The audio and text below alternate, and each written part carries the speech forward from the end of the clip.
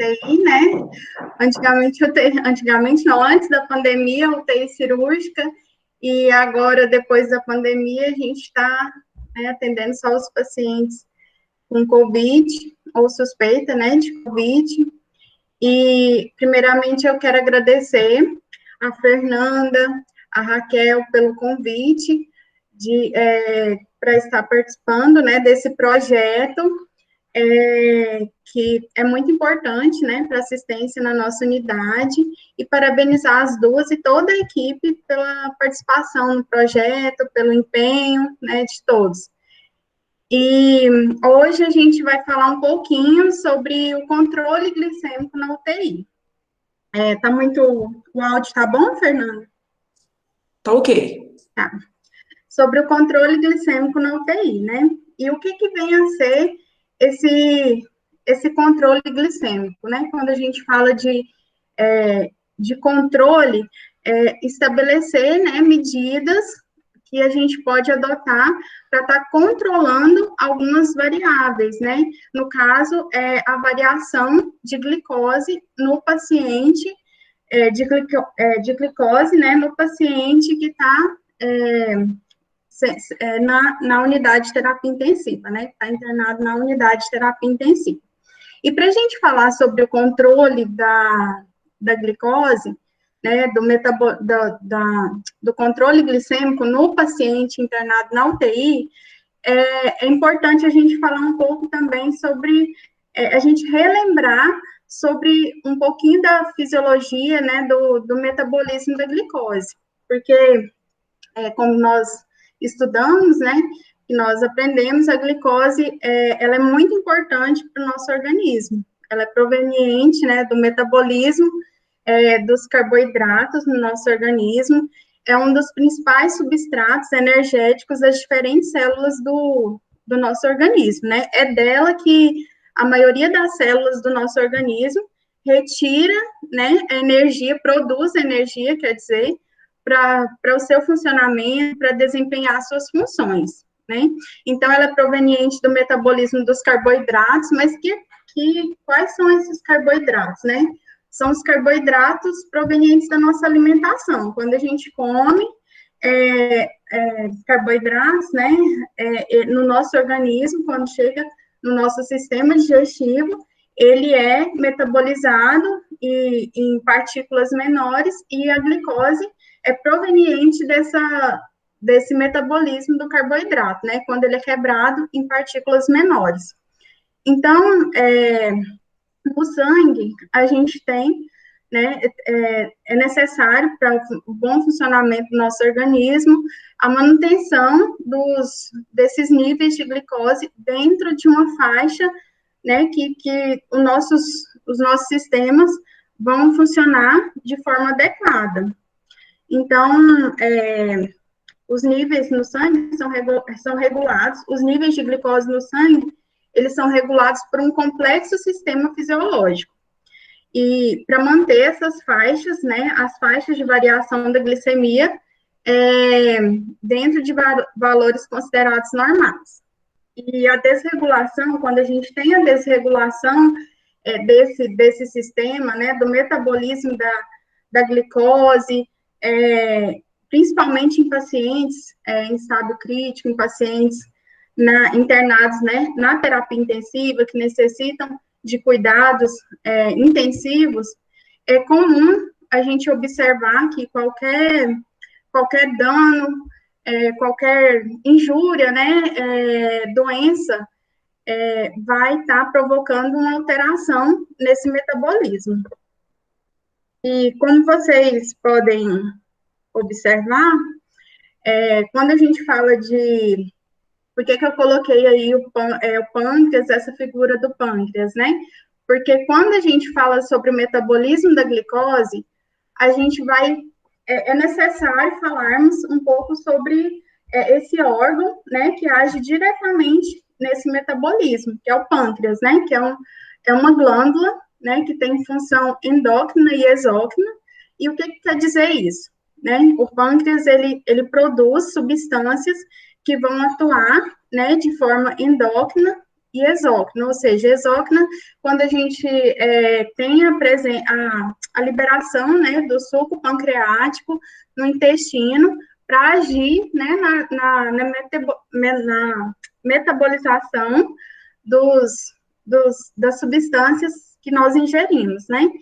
E ele tem uma função endócrina quando ele libera substâncias na corrente sanguínea mediante o aumento, né, mediante o aumento, não, perdão, a presença, né, da glicose e alteração dos níveis de glicose.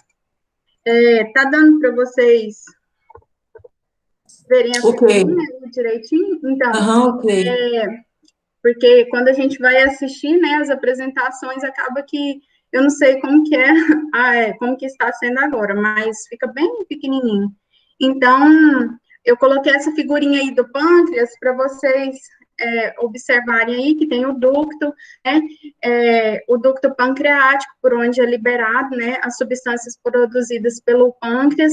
Relembrando a localização dele, ele fica na porção superior do abdômen, né, atrás do estômago, e envolto pelo duodeno, que é a nossa primeira porção do intestino delgado. Então, aí também é possível perceber, tem uma ampliação da imagem, uma demonstração das células do pâncreas, né, que são chamadas as ilhotas de Langerhans, que são estruturas que são compostas por mais tipos de células, mas as mais, como que eu posso dizer, as mais, digamos que importantes são as células alfa e as células beta, né, que vão atuar diretamente nesse metabolismo da glicose.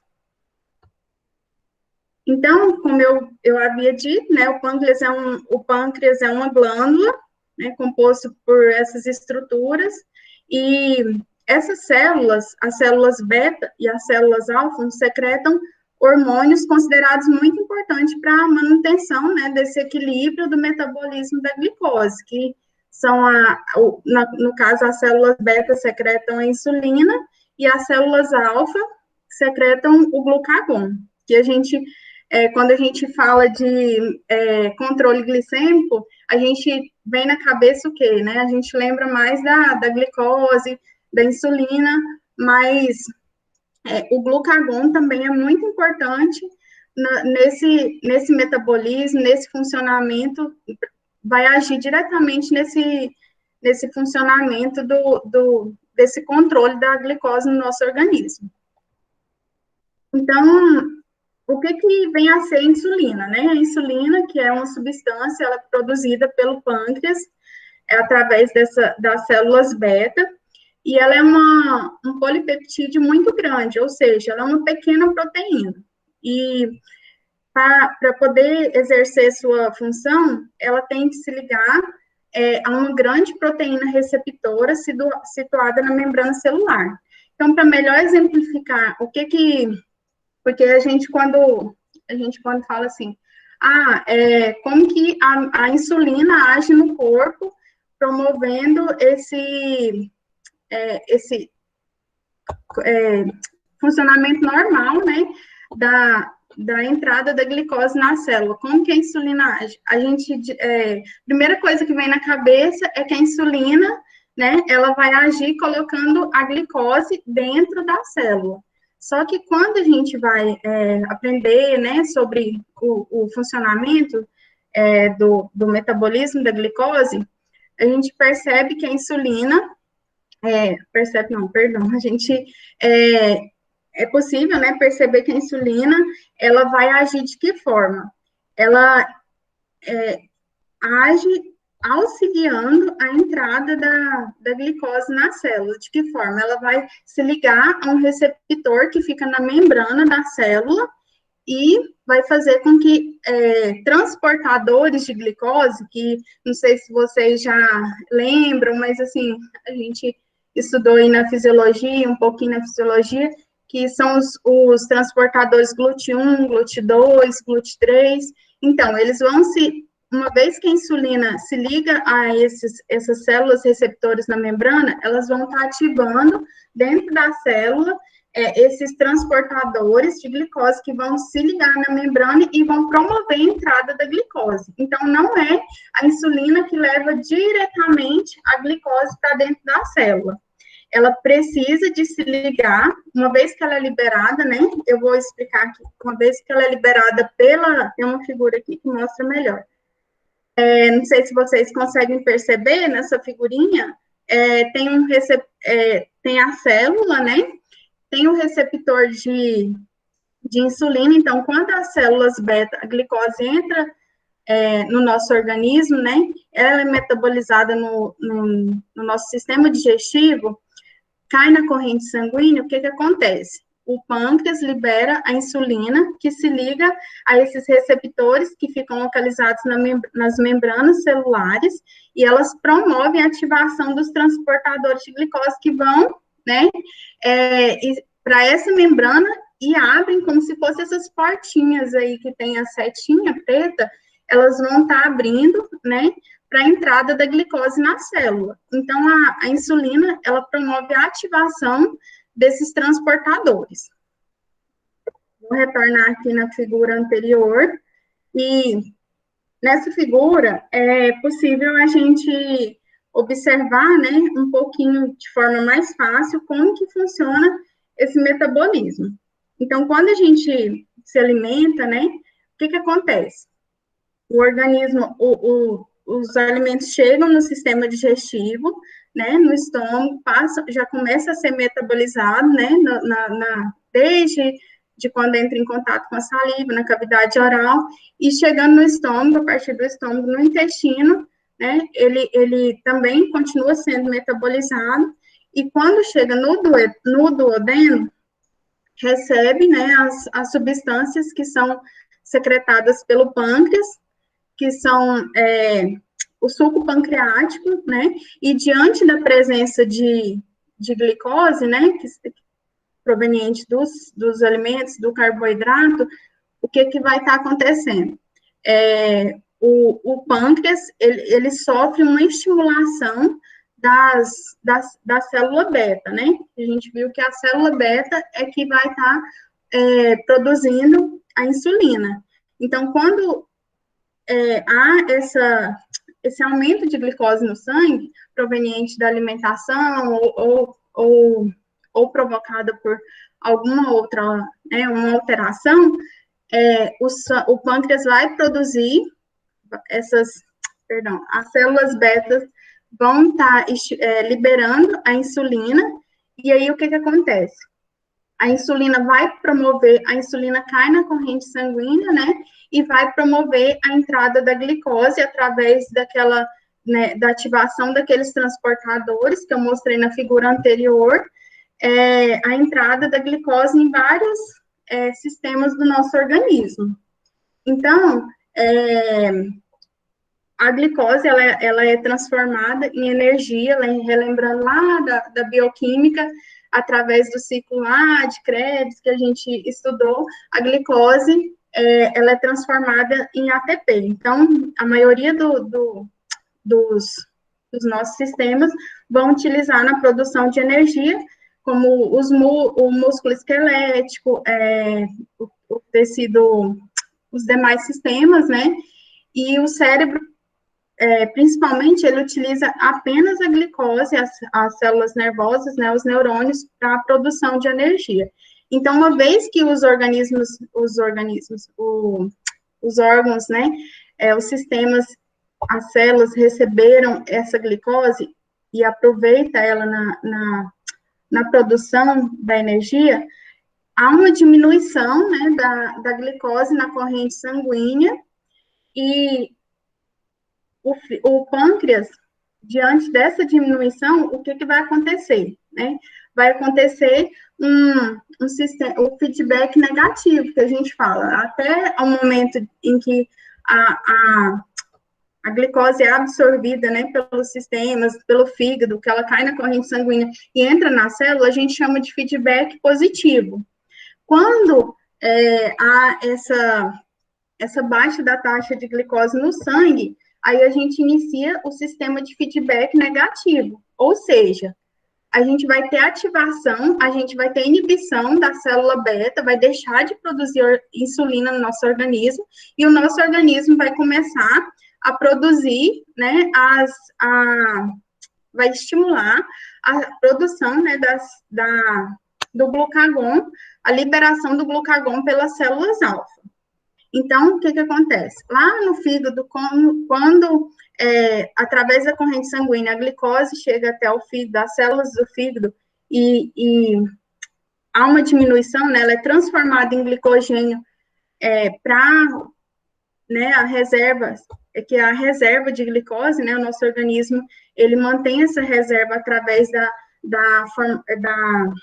transformação da glicose em glicogênio. Então, uma vez que o fígado realiza esse metabolismo e há diminuição, né, da glicose na corrente sanguínea, o que acontece?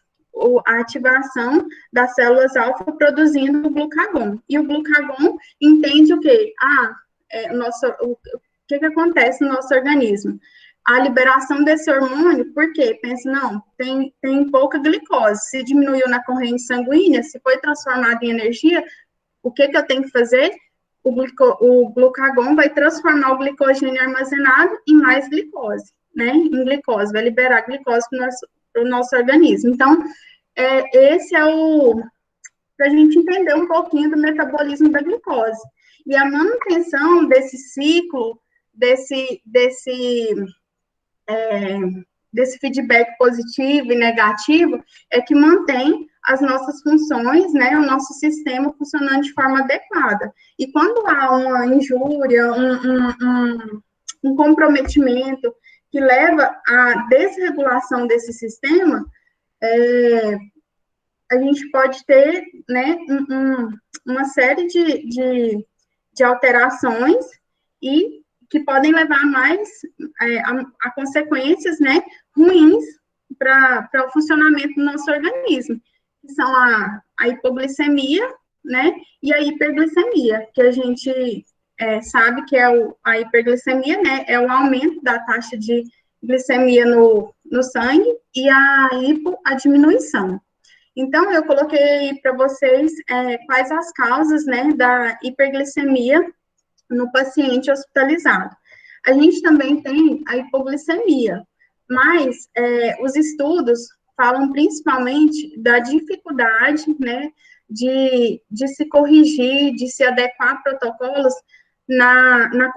para a correção da hiperglicemia. Então, pelo fato e a hiperglicemia, né, desculpa, a hipoglicemia tem consequências muito ruins para o prognóstico do paciente, né, aumentando a morbidade, a mortalidade, assim como a hiperglicemia. Então, os hormônios liberados durante a reação inflamatória, quando o paciente está hospitalizado, a epinefrina, o glucagon, o hormônio do crescimento, o cortisol, vão agir diretamente nesse metabolismo, interferindo nesse metabolismo, né, e provocando principalmente a hiperglicemia de estresse. E a gente é possível a gente observar, a gente fica se perguntando, nossa, mas por que esse paciente não tem história prévia de diabetes, ou a família, ele mesmo desconhece, ou a família, por que agora que ele chegou na UTI, está submetido, né, aqui a cuidados intensivos devido ao quadro, por que ele tem essa tendência a fazer hiperglicemia? Então, é devido, né, a vários fatores, como foi citado aí, a presença, né, ao aumento da liberação desses hormônios, né, as citocinas inflamatórias, que são proteínas, né, inflamatórias que também vão interferir, os fármacos corticoides, as catecolaminas, a utilização de noradrenalina, epinefrina, dobutamina, enfim, as drogas vasoativas vão atuar diretamente interferindo nesse metabolismo da glicose e levando à alteração, né? A nutrição, através da utilização de substâncias industrializadas, ricas em carboidratos.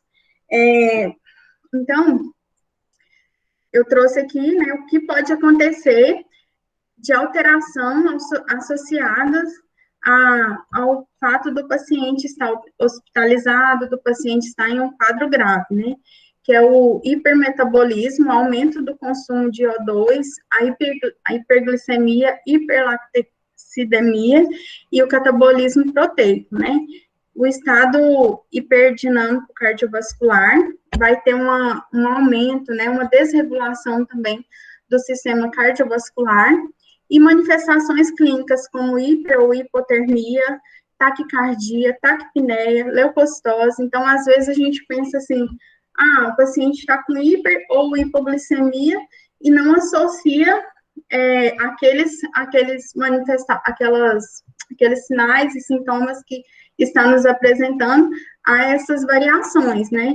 E é muito importante a gente estar associando o quadro do paciente também a esses comprometimentos, a essa variação da glicemia que ele sofre durante o seu quadro durante sua internação. Então, aqui eu coloquei que as alterações glicêmicas, né, associadas também às injúrias, como o aumento da captação periférica da glicose, o aumento da utilização, né, da glicose, a hiperlactacidemia, uma desregulação também do metabolismo, né, do potássio, a gente tem um aumento da gliconeogênese, diminuição, né, da glicogênese, a intolerância à glicose e a resistência à insulina, né, que a gente pode observar naqueles pacientes que estão recebendo a insulina contínua e acabam não tendo sua glicemia, né, controlada, mesmo estando recebendo tanto tempo aquele tratamento endovenoso, a infusão contínua de insulina. Então, todas essas alterações é possível perceber com as variações, né, da glicemia. Então, a hiperglicemia, ela tem vários efeitos. No sistema imunológico, a gente pode observar a depressão leucocitária, adesão de granulócitos, o estresse oxidativo na célula, inflamação. No sistema nervoso, está associado também ao aumento da PIC e edema, né, da pressão intracraniana, o edema. No coração, injúria miocárdica, porque o músculo, né, miocárdio, vai sofrer diretamente a ação dessa alteração desse metabolismo da glicose, a disfunção endotelial, hipoperfusão. E o que vem a ser, né, esse controle da glicemia? O paciente, quando ele tem uma variabilidade, né, desses valores, o que os estudos trazem para a gente? Que há um aumento da mortalidade, quando eu tenho o controle, né, dessa variabilidade, principalmente em pacientes cirúrgicos, eu tenho a redução da mortalidade. Os pacientes não diabéticos, quando eles estão hospitalizados, há grande quantidade de estudos que afirmam que a mortalidade é maior devido à hiperglicemia, e a hipoglicemia também, todo mundo sabe que é muito ruim, que também aumenta, né, a mortalidade. Então, é necessário uma uniformidade, né, para poder garantir que esses valores de glicemia fiquem dentro de uma faixa considerada normal, né? Então, o que vem a ser o controle glicêmico na UTI? Implica em a gente adotar medidas para evitar essas grandes variações de glicemia no paciente crítico ou hospitalizado por doença crítica, né? Não por doença não crítica, sem antecedentes de diabetes 1 ou 2, né? Tipo 1 ou tipo 2. Então, como eu disse, às vezes é um paciente que está hospitalizado, está internado com a gente lá na UTI, que não tem história de diabetes e apresenta essa variação, né, na glicemia, apresenta hiperglicemia ou hipoglicemia, e às vezes a gente pensa, mas ele não tem diabetes, mas a gente tem que associar, né, nós temos que associar essas variações a tudo que o paciente está passando na UTI, né, o quadro dele. Então, o controle glicêmico é novo, vou dizer que é um tema, assim, novo, né, tem sido alvo de vários estudos, dados epidemiológicos demonstram que os níveis quando controlados, os níveis de glicose, né, há uma redução da mortalidade, da morbidade de pacientes críticos, e a discussão sobre esse assunto tem vários estudos, mas esses estudos, eles demonstram que ainda, diante do quão importante é esse assunto, ainda é pouco diante da necessidade de se aprender mais, né, sobre isso. E é possível a gente perceber também que ainda é um assunto polêmico, um assunto que gera muitas controvérsias, como demonstrado nos assuntos. Quando observamos, a gente conversa com um colega e pergunta, como que é o protocolo, como que vocês controlam a glicemia do paciente de vocês lá no seu local de trabalho? E a gente vê que é diferente do nosso, então não há um consenso, ou seja, que nem, como que eu posso citar? Não há um consenso em relação a esse controle, né, do mesmo, vamos dizer assim, do mesmo jeito que o paciente vai ser tratado em relação ao controle da sua glicemia aqui na UTI onde a gente trabalha, ele vai ser tratado na UTI lá em São Paulo. Não há um consenso. Cada unidade, né, tenta estabelecer o seu protocolo diante, né, utilizando os últimos estudos, alguns utilizam esquemas, né, que a gente conhece, protocolos antigos, então, assim, é um assunto que está atualizando diariamente, é complexo, é bastante complexo para a gente compreender. Por que eu falei tudo isso até agora? Porque não adianta, nosso intuito, diante da nossa dificuldade em estar executando o nosso protocolo, o protocolo adotado na nossa UTI, é esclarecer, é tentar entender como que funciona esse protocolo. Mas antes da gente entender, da gente procurar saber de que forma que nós vamos estar implementando esse protocolo para não permitir essa variabilidade, né, de glicemia nos pacientes, é necessário, né, a gente entender tudo isso que eu falei antes, né, um pouquinho do metabolismo da glicose, um pouquinho sobre a importância de manter os níveis, né, de glicose dentro da faixa considerada aceitável. Então, a hiperglicemia, ela independe da presença de diabetes, e ela está associada com pior prognóstico em pacientes com doenças críticas, né? A hipoglicemia, então, nem se fala. É muito ruim, né? É péssimo para o prognóstico do paciente. Então, um estudo que é pioneiro aí no controle glicêmico foi de 2001, de Vandenberg, né? Onde foi feito um estudo com os pacientes de um único local, né, e avaliado durante um período de tempo a variabilidade glicêmica desses pacientes. E se estabeleceu que deveria ser utilizado a insulina endovenosa para manutenção, né, da glicemia de 80 a 110 miligramas por decilitros, né?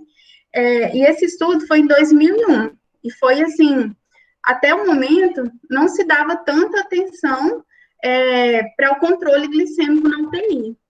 Por isso que eu falo que é um tema atual, né, que é um tema novo, e em 2006, Vandenberg fez um novo estudo diante dos resultados que ela obteve em 2001, né, onde, assim, foi observado, né, que o controle, a manutenção da glicemia dentro desses parâmetros não obteve tão bons resultados quanto esperado. Diminuiu, sim, a morbidade e a mortalidade dos pacientes, mas não foi quanto se esperava, né, nos pacientes que foram observados no estudo, que são predominantemente pacientes em pós-operatório, pacientes cirúrgicos. Então, em 2006, um novo estudo foi feito, onde ela abordou mais pacientes, mas obteve exatamente os mesmos resultados. Então, não se observou grande redução da mortalidade e morbidade em pacientes. Houve, porém, não foi tão quanto esperado. Em 2009, teve um outro estudo que foi muito esperado e mais considerado, né, do que o estudo anterior, primeiro, por quê? Porque ele abordou não só pacientes de um único local, ele abordou pacientes, além de ser cirúrgicos, pacientes clínicos, e aí não sei se dá para vocês verem, né, foram mais pacientes, 6.104 pacientes que foram estudados, né, e mais os resultados em relação a esse estudo também não foram tão significativos quanto se esperava. E vários estudos surgiram, né, a partir desse o inicial aí de Vandenberg, e a gente tem aqui da universidade também eu não sei se fala Yale, uma universidade norte-americana, onde foi estabelecido, né, eu não encontrei estudos que falam exatamente, assim, quando que foi estabelecido esse protocolo, que é o protocolo adotado na nossa unidade, o protocolo de Yale, se eu não me engano, fala Yale modificado, foi em 2004, então, surgiram, né, novos estudos a partir daí. E a Sociedade Americana de Diabetes, né, também promoveu, né, estudos e a publicação de protocolos a partir desses estudos, principalmente o de 2009, esse estudo chamado Nice Sugar, né, onde foi estabelecido que para a manutenção, né, do controle glicêmico é necessário uma adoção de parâmetros mais elevados, para se evitar, né, a hipoglicemia, que é altamente prejudicial para o paciente, e valores tão altos de glicemia, né? Então, essa faixa estabelecida é de 140 a 180, e a hipoglicemia em valores menor que 70. Eu coloquei para vocês que a Sociedade Brasileira de Diabetes, né, ela diz que os diabéticos com bom controle de glicemia, hipoglicemia ou com pós-operatório de cirurgia vascular, as metas glicêmicas podem ser de 100 a 150. E pacientes com doenças incuráveis, progressivas, sob cuidados paliativos, de 108 a 270. E no Brasil não existe, como eu falei, né, protocolos padronizados, e o fato de não existir desfavorece o desconhecimento, né, dos trabalhadores que atuam justamente na assistência ao paciente, principalmente quando há esse comprometimento, né, essa alteração da glicemia. Então, os melhores, foi observado nos estudos, né, nas várias referências aí que encontrei sobre o tema, que os melhores resultados de pacientes, né, obtidos com controle da glicemia são protocolos onde há participação, né, são gerenciados pela equipe de enfermagem, gerenciados e controlados. Então, quando há presença da equipe de enfermagem, tanto na elaboração do protocolo, quanto na execução, a gente tem como resultado um protocolo mais eficiente e seguro para o paciente. Eu não sei, eu procurei, né, preciso de procurar mais, talvez alguém sabe, procurei alguns enfermeiros, alguns colegas que já estão há mais tempo que eu nas UTIs, né, do HC, sobre quem implantou esse protocolo que a gente utiliza de controle glicêmico, de onde ele foi retirado, né, ele foi adaptado, mas assim, eu não encontrei respostas e e irei continuar procurando, né, para a gente compreender melhor. Mas eu quero aproveitar a oportunidade e a nossa intenção é esclarecer melhor como que funciona esse protocolo que nós utilizamos na unidade. Mas por que que a gente vai fazer isso? Né? Por que que a gente tem que entender aquele protocolo? Porque há evidências, né, científicas, há estudos que comprovam que controlar a glicemia no paciente na UTI pode trazer melhores resultados, né, diminuição da morbidade, da mortalidade. E para quem que a gente vai fazer isso? Para pacientes, para quem que a gente vai fazer? Para todos os pacientes que forem internados nas nossas unidades, nas UTIs, tanto UTI cirúrgica quanto na UTI médica. E quando, né? A gente vai avaliar os pacientes e tentar implementar esse protocolo para todos os pacientes. De que forma, né? Toda a equipe trabalhando em conjunto para tentar entender e tentar executar esse protocolo. Eu coloquei uma foto aí, não ficou muito boa, eu tirei com o celular, do nosso protocolo, né? Que quando a gente olha para ele, assim, dá vontade de sair correndo, né? Porque todo mundo tem muita dificuldade, inclusive eu, às vezes, assim, o pessoal fica perguntando, fala, gente, eu também tenho a mesma dificuldade, eu tenho muita dificuldade para compreender, interpretar, né? Porque considero ele, e diante das evidências, dos estudos, eu considero ele complexo, há protocolos, percebi que há protocolos em outros lugares, em outras unidades que são de mais fácil entendimento, mas ele é um protocolo bom, ele é eficiente, né, quando seguido de forma correta, porém ele é muito complexo e deixa a desejar, né, em algumas situações, onde a gente não tem resposta, como, por exemplo, quando o paciente está instável, de forma que ele necessita de hemodiálise. Eu não encontrei até hoje, assim, onde tem falando, ou alguém fala, o paciente, ele vai fazer hemodiálise, a partir do momento que ele vai fazer hemodiálise, um exemplo, a gente tem que interromper com esse protocolo, né, diante dos estudos, das evidências que eu li, a maioria cita que o protocolo, ele deve ser interrompido, né, quando interrompido, assim, ele deve ser, o paciente que está recebendo a terapia com insulina endovenosa, ele deve ser parado quando o paciente inicia, né, a sessão de hemodiálise. Então, eu não sabia disso. Para mim, mesmo sabendo que a hemodiálise leva à hipoglicemia, né, que as taxas de glicose vão cair, de imediato, quando o paciente está com valores altos de glicose, recebendo insulina em bomba, a gente acaba seguindo o protocolo e demorando um pouquinho para suspender ele quando o paciente está em hemodiálise, onde ele deveria ser suspenso, né, de imediato, mesmo estando com valores altos, e corrigido, né, a glicemia de forma subcutânea e não endovenosa. Então, eu coloquei essa carinha aí, porque quando a gente pensa nesse protocolo adotado nas nossas UTIs, né, essa carinha aí que a gente tem vontade de fazer, de desespero, ai, que coisa difícil. Mas, assim, hoje a gente vai tentar, né, esclarecer um pouquinho do protocolo, vou tentar ser mais rápida, né, para explicar, mas a gente tentar compreender ele melhor de uma forma mais fácil. Então, eu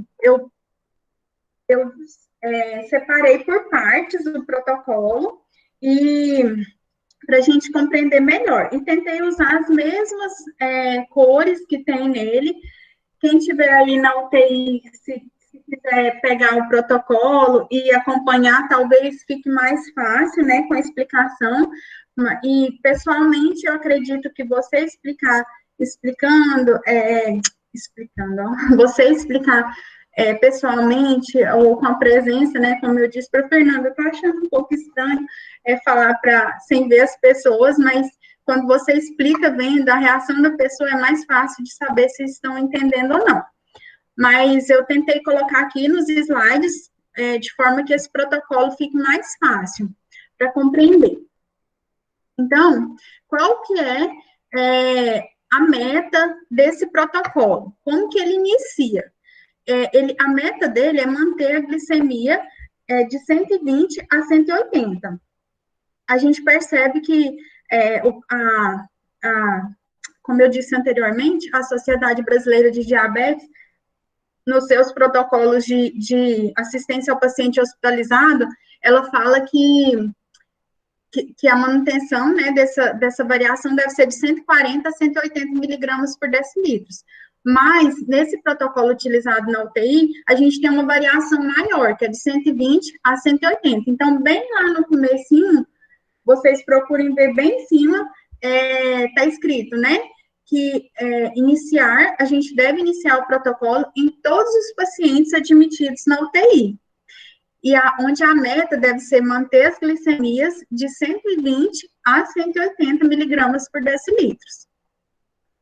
E, então, todo paciente que entrar na UTI, a gente pode aplicar o protocolo. A gente não só pode, como a gente deve, né? É toda a equipe. Por quê? Por se tratar de um assunto complexo, né?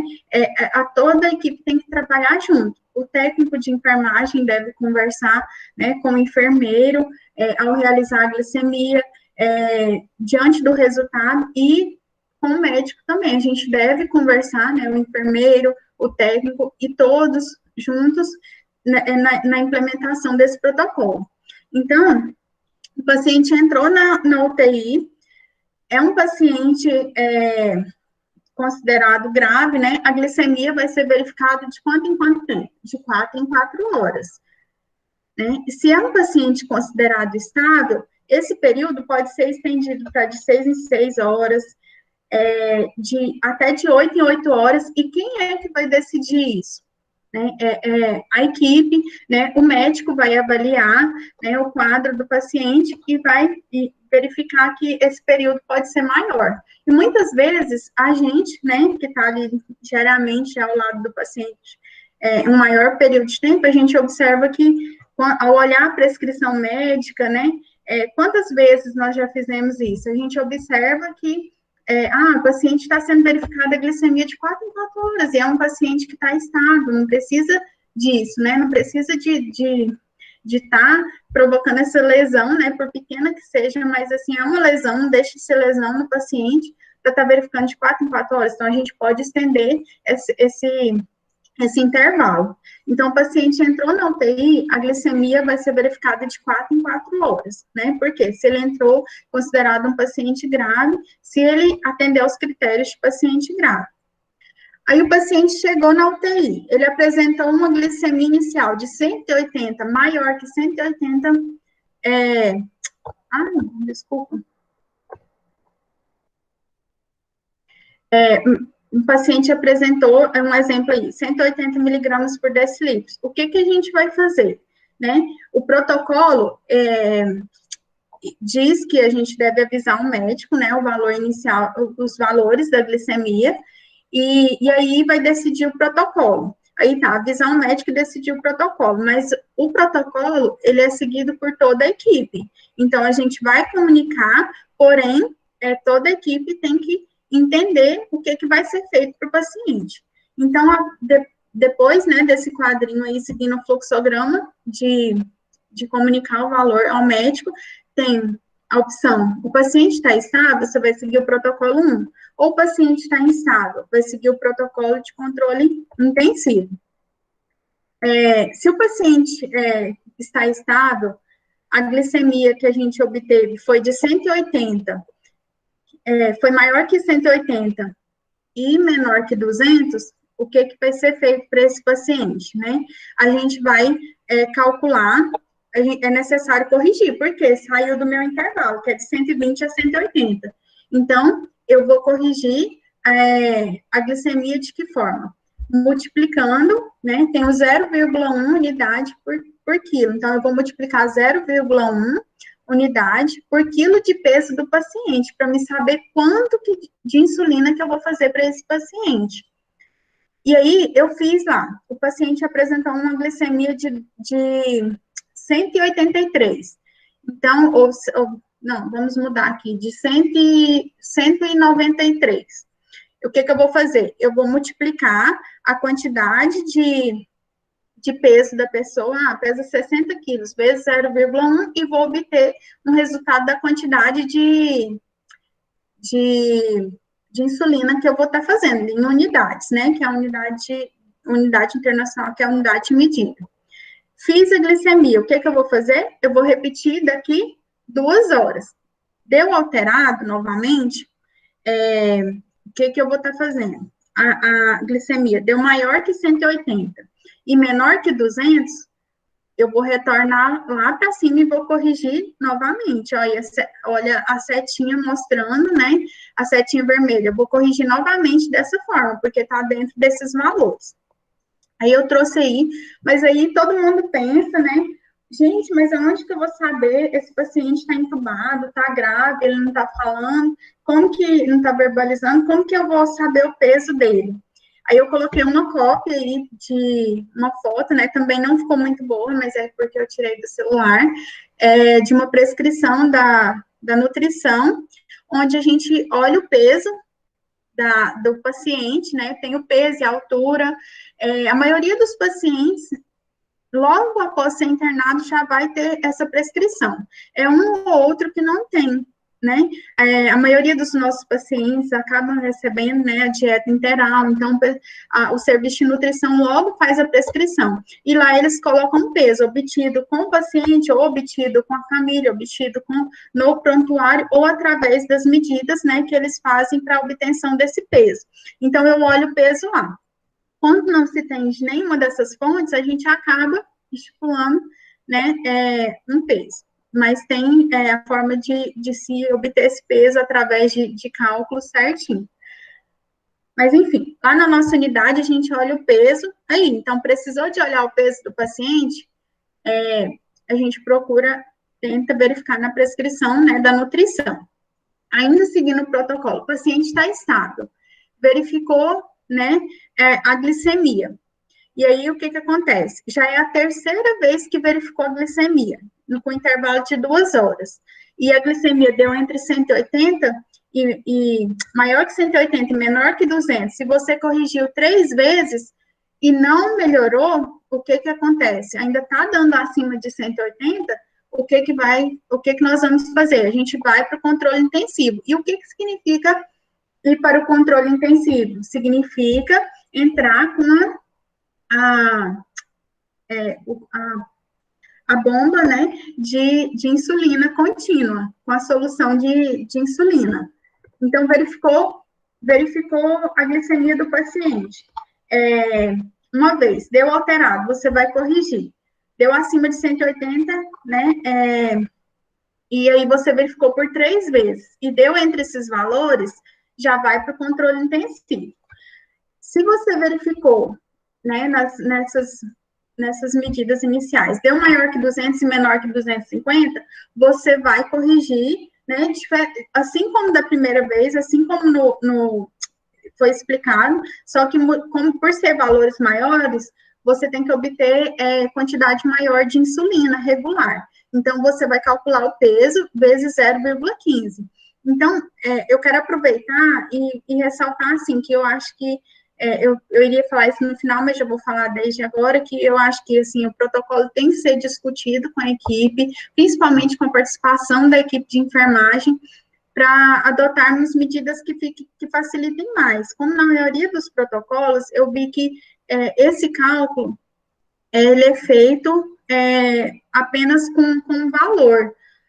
Se estipula parâmetros maiores, né, a glicemia variou maior que 180 e menor que 250, faz tanto, porque essa quantidade de dados torna mais difícil o entendimento para a equipe e a implementação desse protocolo, a equipe de uma forma geral, né, para todos os profissionais. Mas voltando lá, deu entre 200 e 250, eu vou multiplicar o quilo por 0,15 e vou corrigir. Aí eu repito depois de 2 horas, repetir. Deu alterado, vou voltar lá e corrigir de novo. né? E se deu uma vez acima de 250, eu vou para o controle intensivo. Mas se deu 3 vezes aí alterado, eu também vou para o controle, né, intensivo. A diferença é que, uma vez acima de 250, eu já vou diretamente. Se deu abaixo, eu vou corrigir daquela forma. Vou pegar o peso, multiplicar por 0,15 e obter a quantidade de insulina, né? É justamente isso aí. É a terceira medida consecutiva maior que 180, eu vou para o controle intensivo. Ou uma medida acima, tem um erro aí, ó, de 250 miligramas por decilitro, eu também vou para o controle intensivo. E o que significa, né? Paciente, esse protocolo de controle intensivo, para o paciente, a gente tem essa observaçãozinha no nosso, vocês podem pegar e ler ele lá, mas está tudo lá com essas mesmas cores, explicando o que é o paciente instável, quando que deve ser implementado esse protocolo, né, para ficar mais claro para a equipe, né, o que vem a ser esse paciente instável, no uso de drogas vasoativas, sinais de hipoperfusão periférica, hipertensão intracraniana, fase aguda, como foi dito no início da aula, resposta imune, né, resistência à insulina, então tudo isso caracteriza o paciente instável, a gente tem isso escrito no nosso protocolo. Então, eu entrei no protocolo de controle intensivo. O que eu vou fazer? Eu vou entrar com a insulina, com a solução padronizada, né, nas 2 UTIs, no nosso serviço, que compreende as 100 unidades de insulina regular, né, utilizada a insulina regular, mais 100 ml de soro fisiológico. Então, a gente vai preparar essa solução e vai iniciar na bomba. E aí, de que forma que eu vou iniciar? Aí tem essa tabelinha, né? A tabelinha que fica mais embaixo, assim, no protocolo, à esquerda, e aí tem os valores. O paciente tem uma glicemia de 193. A última das 3 que eu verifiquei deu 193. Eu vou iniciar com 2 ml, com 2 unidades hora, que equivale a 2 ml, porque cada ml equivale a 1 unidade, né? Da solução. Então, aí tem as faixas de 251 a 300, né, 301 a 400. A partir de 251, ao iniciar a insulina, que é tudo igual, dá para vocês observarem, a gente vai iniciar com 2 ml, a gente vai, dependendo da faixa, a gente vai fazer o bolos, que pode ser feito na bomba ou através da insulina endovenosa, né? A gente vai estar fazendo 4 unidades de insulina dessa forma. Então, seguindo aí o protocolo, a gente vai repetir essa glicemia a cada hora, né? E vai fazendo avaliações. A equipe de enfermagem, em conjunto, vai avaliando e vendo onde seguir, né, no fluxograma. E aí, o que pega nesse protocolo, né? A gente vai repetir a glicemia a cada hora. E dependendo do valor que eu encontrar de glicemia, eu vou agir de uma forma ou eu vou agir de outra em relação à manutenção dessa bomba de insulina. Então, a gente tem essas faixinhas aí, faixinha verde, azul, vermelha, onde eu repeti a glicemia. Aí, a partir do valor que eu encontrei, se a glicemia cair mais que 30%, ou mais que 100 miligramas, eu vou diminuir a velocidade da infusão pela metade. Se cair entre 10 e 30, eu vou manter a velocidade que está lá. Se está 4 ml, hora, eu vou manter se a glicemia tiver caído entre 10 e 30%. Se cair menos que 10%, o que eu vou fazer? Eu vou seguir aquela tabelinha roxinha, que fica logo abaixo, né, no nosso protocolo. Mas o que é o maior problema, a maior dificuldade? Eu tenho muita dificuldade em estar calculando, e acredito que toda a equipe, o que representa essa porcentagem, como que eu chego nessa porcentagem. Então, eu tentei mostrar aqui através dos slides para vocês, mas a gente pode fazer isso lá na UTI, né, juntos, demonstrar, né, pessoalmente, eu acredito que vai ser mais fácil, mas eu tentei mostrar para vocês como que a gente obtém esses valores em porcentagem para saber o que a gente deve fazer, quanto que caiu exatamente. Porque se cair se cair 9%, eu vou fazer uma coisa. Se cair 11%, eu já vou fazer outra. Então, uma outra questão que acredito que torna esse protocolo mais difícil de ser executado é isso aí. Uma pequena variaçãozinha traz uma modificação grande na conduta. E aí, se a glicemia cair menos que 10%, o que a gente vai fazer? Seguir essa tabelinha roxinha aí, né? Que tem os valores, e a gente vai vendo, cada deu tanto de valor, de acordo com a quantidade que caiu. Deu tanto, vou fazer, vai aumentar um ml hora na vazão, né? Que corresponde a uma unidade. Então, a gente vai seguindo essa tabelinha. Eu não sei se vocês já observaram, mas eu acredito que muitos já olharam. A gente tem uma faixinha escrita, né, lá com algumas observações no protocolo, onde diz que repetir a glicemia de hora em hora deve ser repetido, né, de hora em hora, até 3 valores na faixa desejada. Então, eu estou repetindo a glicemia. E aí, os níveis estão só melhorando, né? Então, está ficando dentro daquela faixa aceitável, né? Seguindo o protocolo. Então, eu vou sair do protocolo, eu saí do protocolo intensivo, eu vou continuar, né? Eu segui todo o protocolo. E aí, foi necessário sair, porque o paciente está dentro dos valores normais, conforme o protocolo. Então, eu vou seguir verificando a glicemia de hora em hora, até 3 valores na faixa desejada. E eu vou repetir de 2 em 2 horas, com intervalo de 2 horas, verifiquei 3 vezes, né? 3 valores. Está normal? Eu aumento esse intervalo para de 2 em 2 horas. Tá tudo ok? Continua normal? Eu vou seguir isso por 6 horas. E aí eu vou passar a repetir de 4 em 4 horas, né? Que foi o estabelecido para todos os pacientes graves que entram na unidade. Então, eu vou passar a repetir a glicemia de 4 em 4 horas. Então, o paciente entrou na unidade, é um paciente grave, paciente instável, a gente vai seguir o protocolo, a gente deve, né, verificar a glicemia de 4 em 4 horas. Então, chegou a estabilidade, né, passa a verificar dessa forma. E se ainda permanecer instável, eu vou voltar para de hora em hora. Então, aí eu vou voltar naquela faixinha roxa, né, que fala que quando o paciente chega em 120, o que você tem que fazer? Tem que parar a insulina. Quando valores menor que 70, a gente vai administrar glicose. Mas se está entre 90 e menor que 70, ou menor que 90. Se está entre 90 e 120, a gente, além de parar, a gente vai... Perdão, gente. A gente vai, quando está entre 90 e 120, a gente vai parar a insulina, né, e checar de hora em hora.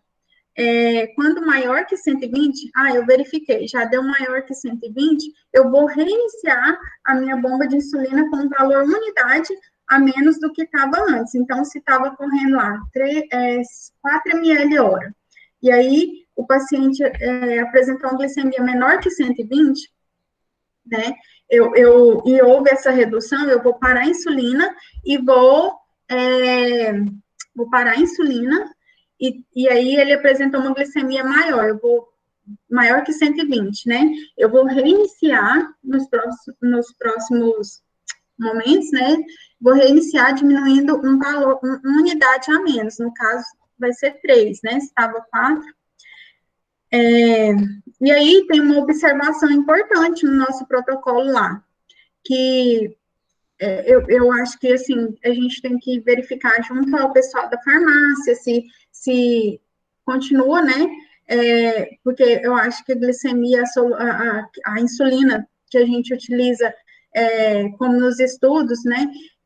Diz que a gente tem que seguir as orientações tanto de preparo quanto de administração, né, em relação à estabilidade do medicamento, de acordo com o que a bula traz, né, que o laboratório oferece de orientação. mas a maioria, né, das insulinas, quando colocada em contato com o material do equipo, ela tende a impregnar no equipo. Então, aquela solução ela é modificada com o passar do tempo. Por isso que no nosso protocolo fala para infundir a glicemia, e o correto, e que a gente muitas vezes não faz, mas o correto é infundir e deixar a insulina, né, correr um pouco no equipo, para ela impregnar e aguardar um pouquinho antes de iniciar no paciente, né, para saturação do material. E aí fala que deve ser feita a verificação, né, a preparação da solução pelo rótulo, a validade dos sistemas e conexões, avaliar adequadamente a oferta de glicose. Se houver artéria cateterizada, utilize sangue dessa via para verificar as glicemias.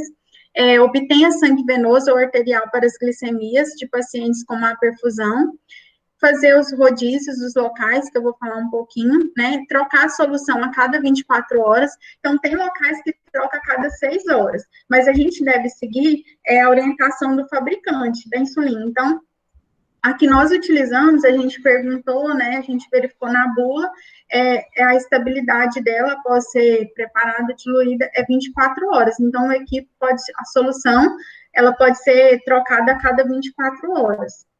Então, é necessário a gente olhar, preencher o rótulo direitinho, para a gente ter esse controle de que tem que trocar a cada 24 horas. Viu lá, está vencido? Tem que trocar, porque isso vai interferir diretamente lá no valor da glicemia que o paciente vai apresentar.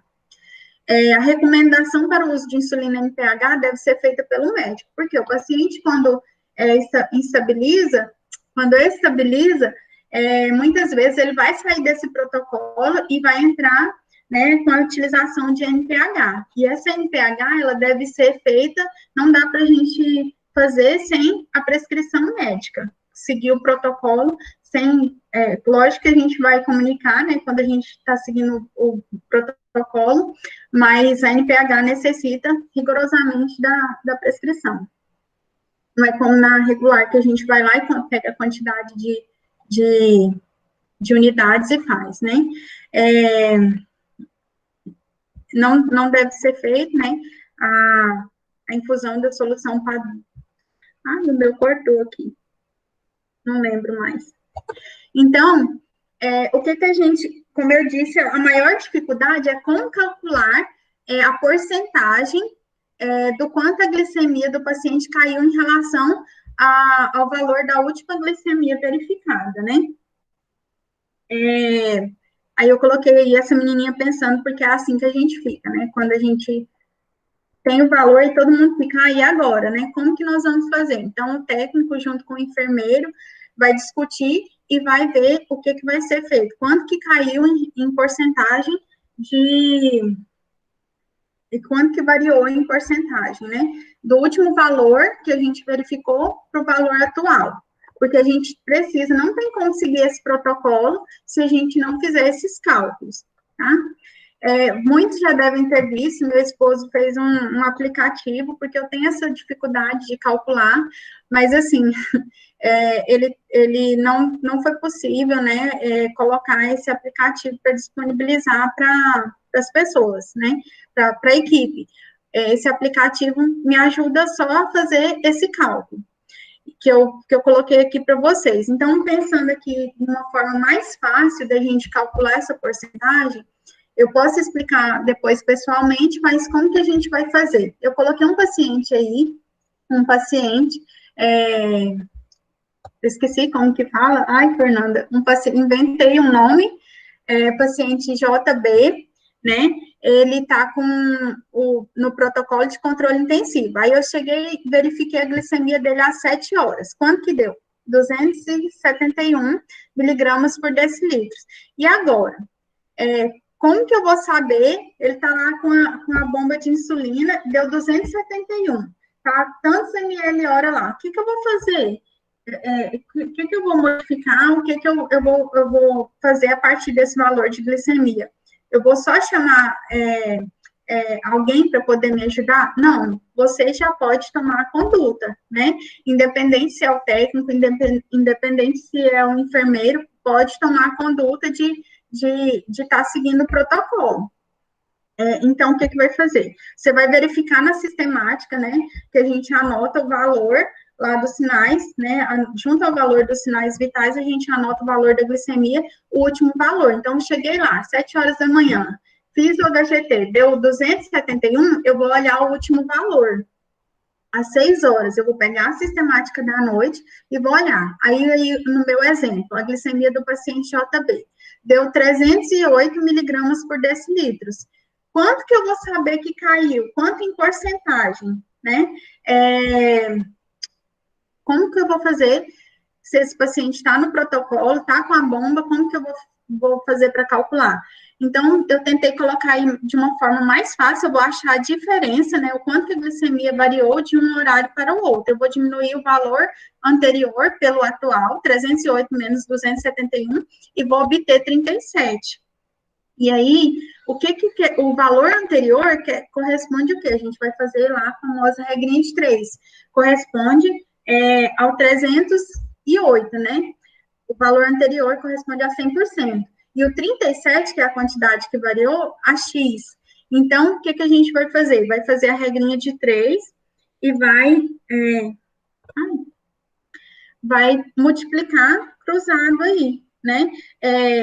308x e 37 vezes 100, que a gente pode fazer diretamente, eu coloquei aqui do lado para vocês verem, 37 vezes 100 e dividir pelo valor, né, anterior, que deu 12%. Se vocês fizerem isso aí na calculadora, vai ver que obtém esse resultado, dá 12, alguma coisa. Aí eu arredondo, se é menor que 5, né, arredondo para baixo, se é maior que 5, arredondo para cima, a próxima casa após a vírgula.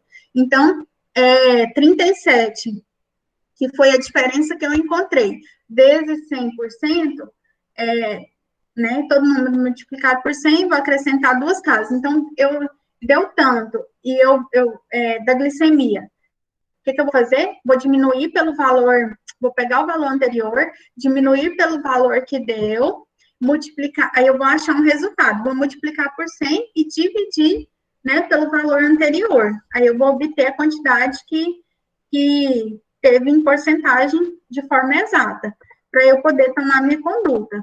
Então, eu vou obter a diferença, né, que é a variação entre as medidas, e multiplicar por 100, e depois dividir pelo valor anterior, o valor de referência, que é sempre o meu último valor.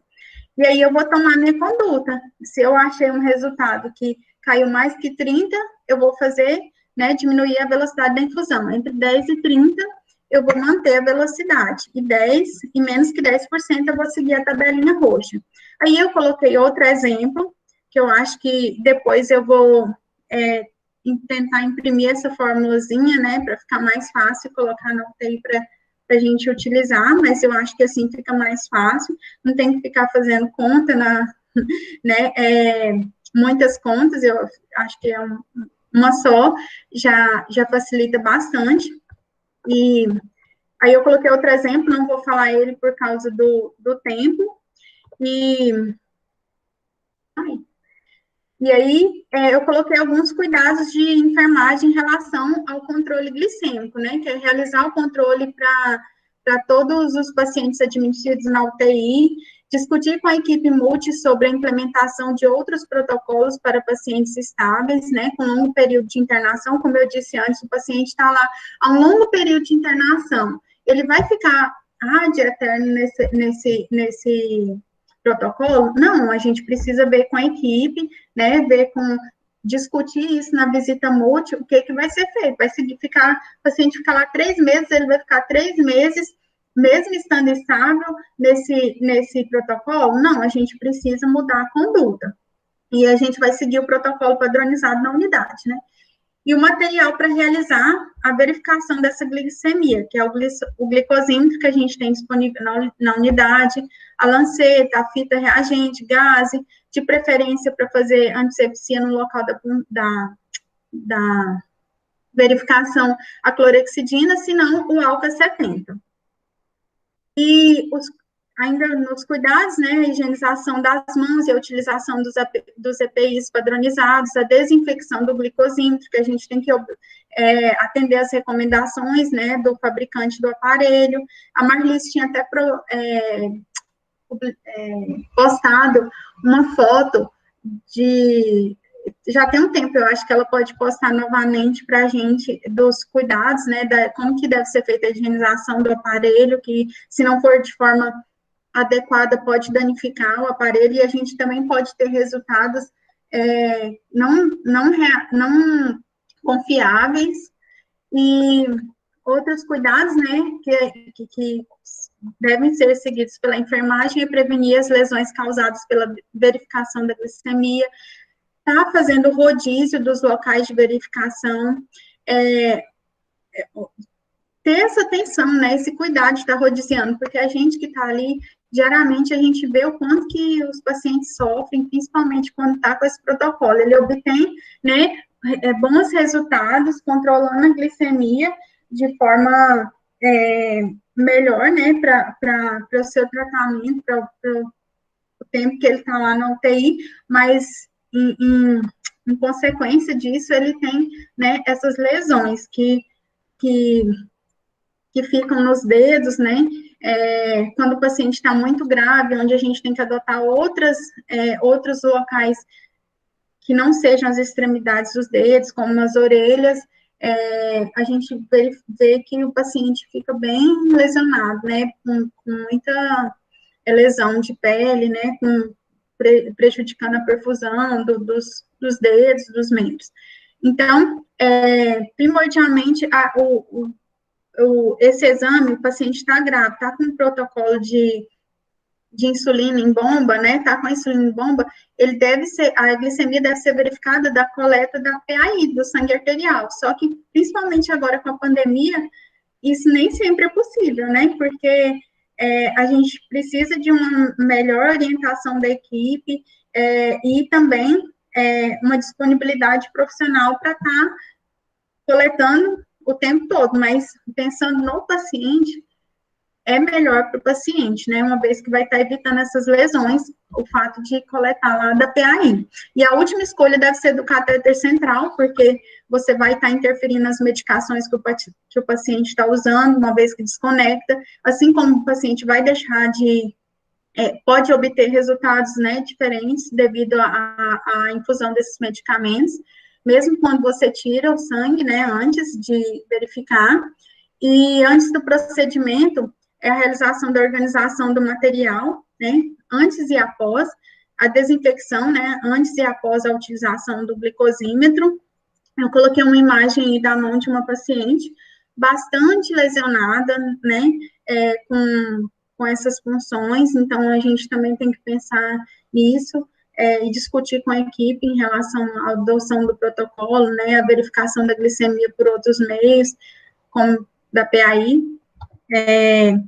Aí, voltando a falar da insulina, existem vários tipos de insulina, nós utilizamos a insulina regular, né, e a insulina que é de ação rápida, que ela tem sua início de ação de meia a 1 hora, e o seu pico é de 2 a 3 horas, e a NPH para aqueles pacientes estáveis, que é o início de ação de 2 a 4 horas, e o pico de ação de 4 a 10.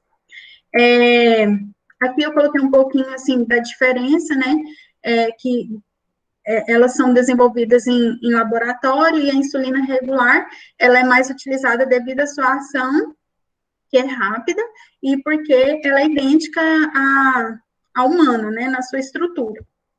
Eu coloquei uma foto da insulina que a gente usa lá na UTI, e ao mesmo tempo que eu tirei a foto, né, eu observei os frasquinhos estão abertos e não identificados, né, aí eu coloquei aqui, né, essa carinha que está contrariado, nossa, após aberto o frasco, não foi identificado, não colocou a data, nem a hora, nem o nome, então é importante a gente atentar para isso, né, para a estabilidade desses medicamentos, que é possível a gente saber se vai ser possível continuar usando só a partir do momento que ele foi identificado.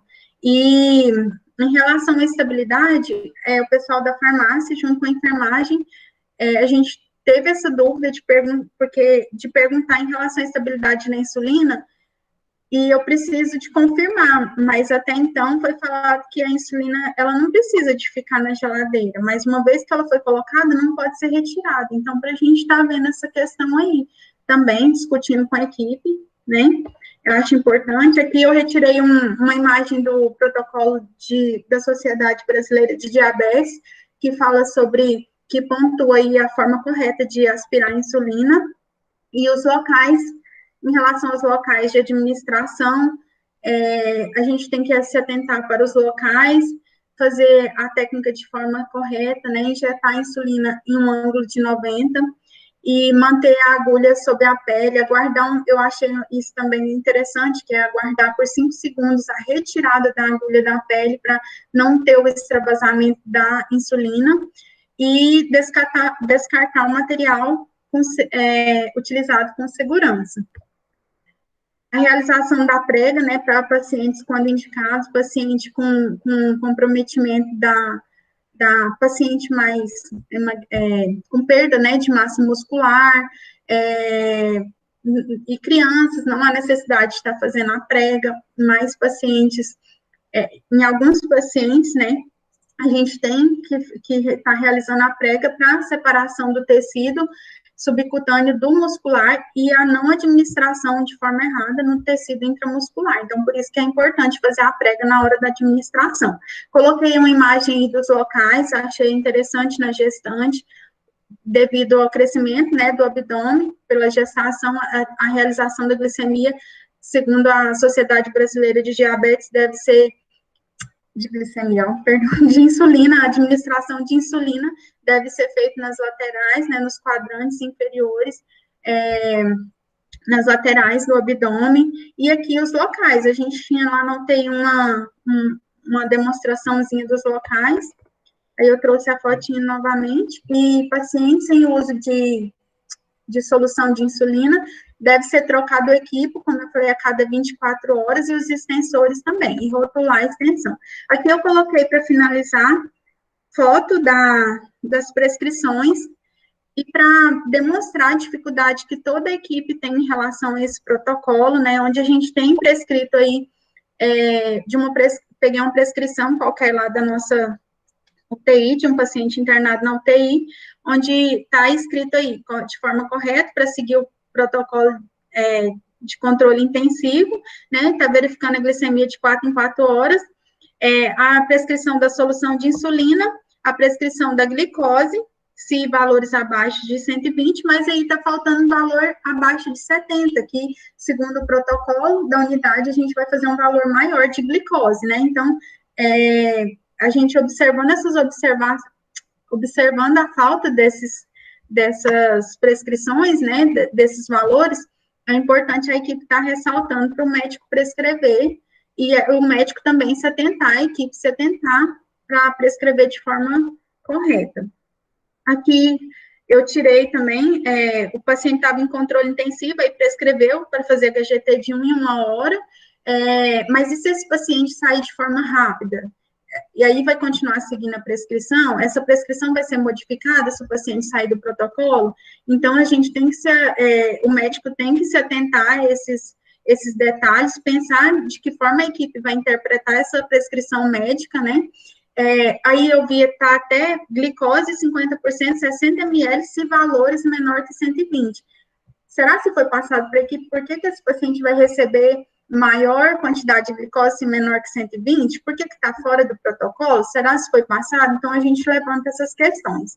Coloquei uma foto da sistemática, onde pode observar aí que o paciente está com uma infusão de insulina, e mesmo tendo valores pequenos de variação, foi observado que o paciente teve aí no final um aumento e até o momento não houve modificação da bomba de insulina. Então, assim, o protocolo não estava sendo seguido. E é isso, eu coloquei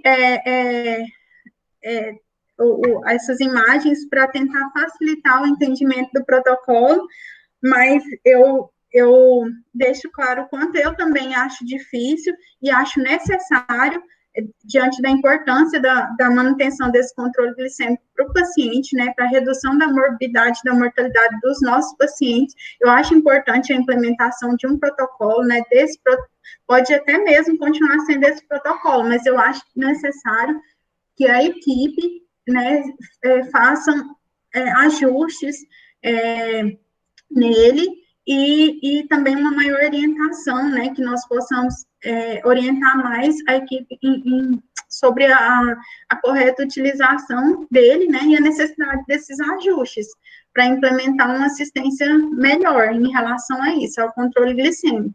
Aí eu trouxe aqui as referências, algumas das referências, dentre os vários estudos. É isso. Extrapolei o horário, né, Fernanda?